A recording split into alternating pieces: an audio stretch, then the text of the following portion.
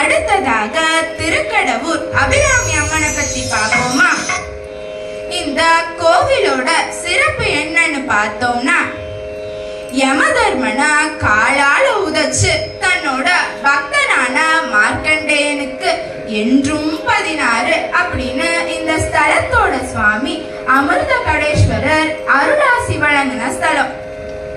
இந்த ஸ்தலத்துல 60 வயது பெரியவர்களுக்கு சஷ்டி பூர்த்தி அப்படிங்கிற விழாவும், 80 வயது பெரியவர்களுக்கு சதாபிஷேகம் அப்படிங்கிற பெரு விழாவும் இன்றளவும் நடந்துகிட்டே தான் இருக்கு.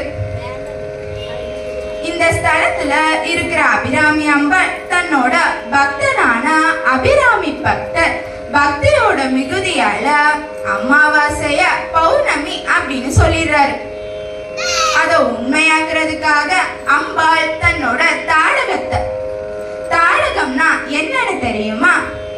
அம்பாள் காதுல அணிஞ்சிருக்கிற தோடு, அதை எடுத்து வானுல வீசி 1000 பௌர்ணமி ஒரு சேர ஒளி வீசின மாதிரி ஒளி வீசுது.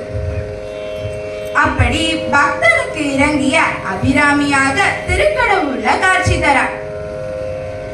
அந்த அபிராமி பட்டர் பாடிய ஒரு பாடல். மணியே மணியின் ஒளியே ஒளிரும் மணி புனைந்தவனியே அணியும் மணிக்கழகே அணுகாதவர்க்கு பிணியே பிணிக்கு வருந்தே அவர் பெரும் விருந்தே பணியேன் ஒருவரை நின் பத்மபாதம் பணிந்த பின்னே சொல்லடி அபிராமி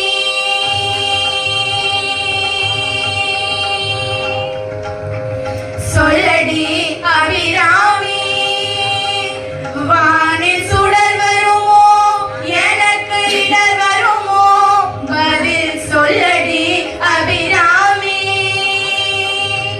வானில் சுடர் வருமோ எனக்கு இடர் வருமோ பதில் சொல்லடி அபிராமி நில்லடி முன்னாலே நில்லடி முன்னாலே முழு நிலவினை காட்டு உன் கண்ணாலே சொல்லடி அபிராமி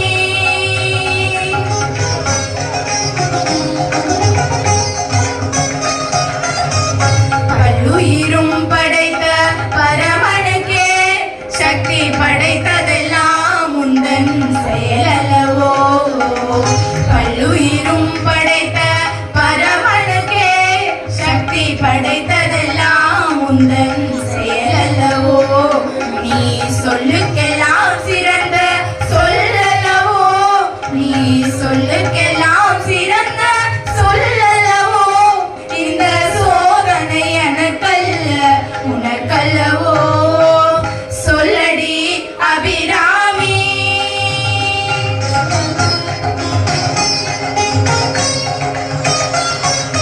பாராயோ ஒருவரி கூறாயோ நிலவென வாராயோ அருள்மலை தாராயோ பாராயோ ஒரு பதில் கூறாயோ நிலவென வாராயோ அருள்மலை தாராயோ வானம் இடிபடவும் பூமி பொடிபடவும் நடுவில் நின்றாடும் வடிவழகே கொடிகள